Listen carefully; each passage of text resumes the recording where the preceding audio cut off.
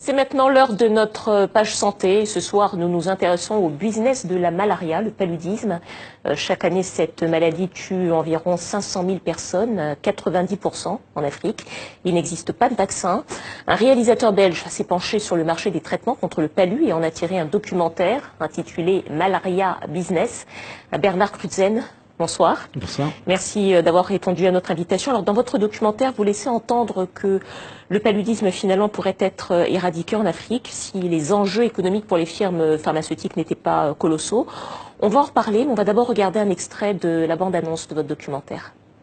C'est très important, c'est urgent, parce que les populations, chaque année, nous perdons des millions d'enfants.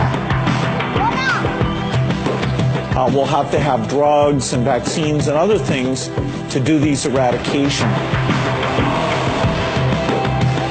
C'est des histoires de pouvoir et d'argent et de territoire, et c'est toujours ça. Ce qui se passe aujourd'hui est véritablement terrifiant. La solution est sous nos pieds. Cette plante est interdite en France. L'artémisia, c'est une mauvaise herbe qui pousse partout sur Terre. J'aimerais les voir avec un enfant mourant devant eux. Si l'OMS perd l'artémisinine, c'est une catastrophe. C'est un énorme business. Un grand dépôt pharmaceutique m'a dit, mais là, monsieur, vous êtes en train de piétiner sur nos business.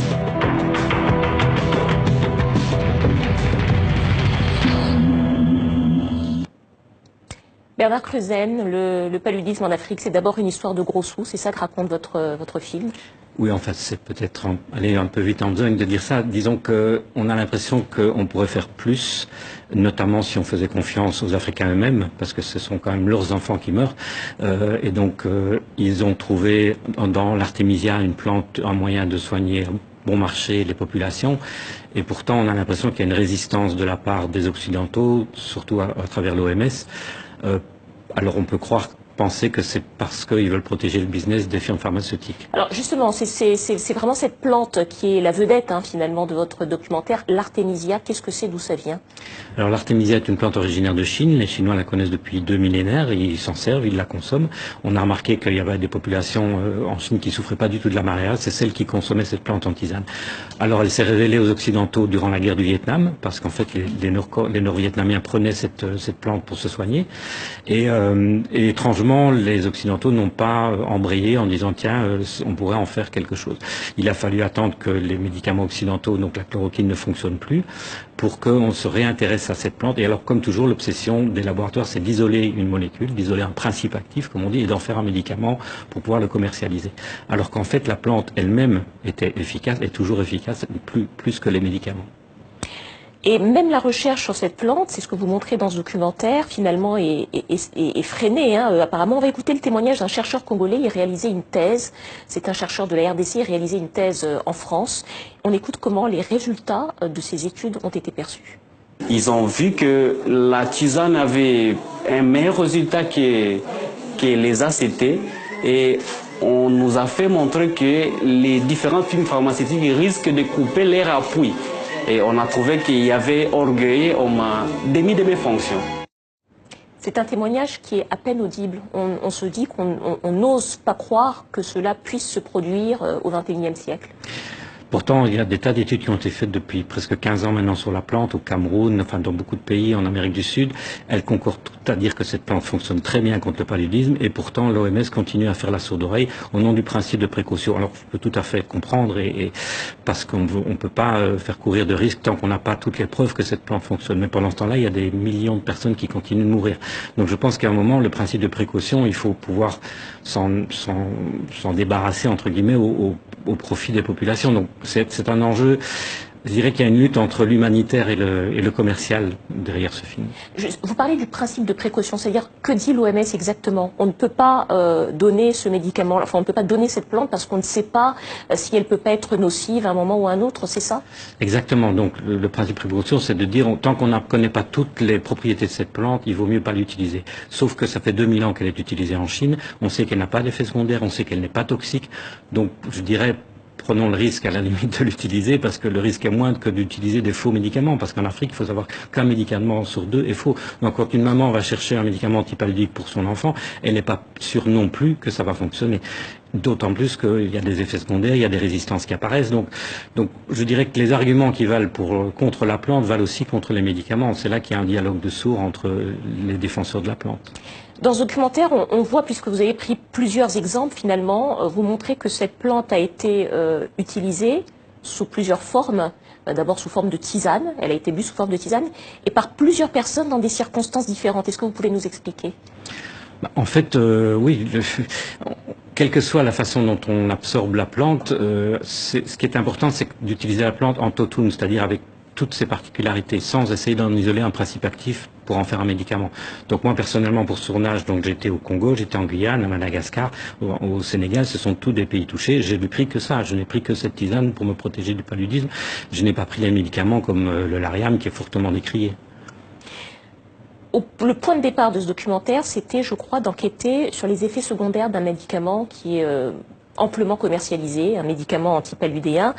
Et il y a eu notamment un cas qui a mis la lumière sur les effets secondaires de ce médicament, c'est le cas du chanteur Stromae, du chanteur belge. C'était au moment de sa tournée en Afrique en 2015. Je vous propose d'écouter son témoignage qui est très fort sur ce qui s'est passé. J'étais stressé, j'étais épuisé. Tout prédisposé à péter un plomb, ça c'était sûr, mais l'accélérateur c'était le Lariam, quoi. Pendant le concert, je m'en rendais pas compte parce que j'étais persuadé de la folie dans laquelle j'étais. Évidemment, on n'a pas le recul. C'est de la paranoïa, c'est plein de trucs. Et puis mon frère a eu le déclic et là il s'est rendu compte qu'il y avait un truc qui allait pas. Et je pense que s'il n'avait pas été là, je me serais sans doute suicidé, quoi, cette nuit-là, ça c'était sûr. Je pèse bien mes mots quand je dis ça. Et s'il n'avait pas été là, je pense pas que je pourrais vous parler aujourd'hui. Ça a été ça le point de départ de votre documentaire Disons que c'est ce qui m'a titillé au départ, c'est-à-dire dire que ce médicament est toujours recommandé par l'OMS alors que pas mal de pays maintenant ne veulent plus le prescrire, notamment en Angleterre. Les troupes qui combattaient en Irak le prenaient et il y a eu énormément de cas de tentatives de suicide, de dépression grave, etc. Les Américains ne veulent plus en entendre parler non plus. Donc là, tout d'un coup, on se dit mais c'est bizarre, c'est un médicament qui a des effets secondaires redoutables qu'on continue à prescrire et puis à côté de ça, on interdit, ou en tout cas on conseille fortement une plante qui n'a pas d'effets secondaires. Alors moi, j'ai quand même une question finalement qui me vient à l'idée parce que les laboratoires pharmaceutiques, eux, ce qu'ils cherchent à garantir, c'est quand même que c'est ce qu'on appelle le rapport bénéfice-risque, c'est-à-dire que le bénéfice du médicament est plus important que le risque qu'il peut faire courir, c'est-à-dire éventuellement les effets secondaires. Tous les médicaments ont des effets secondaires. Est-ce que c'est pas aller un peu vite en besogne finalement que de se dire que peut-être que ces médicaments conventionnels, il ne faudrait plus les prendre ou qu'ils seraient moins efficaces que cette plante, l'artémisia, qui quand même, on le rappelle, n'a pas eu pour l'instant de très grandes études pour démontrer son efficacité. Alors il y a deux choses. D'une part, sur les médicaments, il faut savoir que de plus en plus de médicaments génèrent leur propre résistance. Ça veut dire que la balance bénéfice-risque peut, à un moment donné, jouer en défaveur du médicament. C'est le cas, par exemple, de médicaments qu'on prenait avant, la chloroquine, qu'on a complètement abandonné maintenant. Donc ça veut dire qu'il y a une évolution. Par rapport aux effets secondaires de la plante, ils sont nuls. Donc pour moi, le bénéfice, il est là. C'est que les gens qui prennent... Donc c'est un peu différent. Le Lariam, c'est un médicament pour les Européens qui se rendent en Afrique. L'artémisia, la plante, c'est pour les Africains qui peuvent en prendre tous les jours, ce qui n'est pas le cas pour les autres. Finalement, le message de ce documentaire, ce serait dire quoi? Qu'il faudrait plus de transparence sur les recherches, peut-être laisser des plantes qui sont utilisées depuis longtemps continuer d'être utilisées Je dirais que le message, c'est qu'il faut aller très vite faire des recherches, puisque l'OMS dit que sans recherche, elle ne poussera pas la disponibilité de cette plante. Faire des recherches, rassembler, fédérer tous les chercheurs qui travaillent sur cette plante, parce qu'il y en a énormément, pour pouvoir justement savoir exactement comment elle fonctionne et pour pouvoir l'utiliser de façon massive, parce qu'elle est très bon marché et c'est quand même une solution pour l'Afrique. Bernard Kreutzen, réalisateur belge, pour votre documentaire Malaria Business sur les enjeux économiques autour des traitements contre le paludisme. Merci à vous.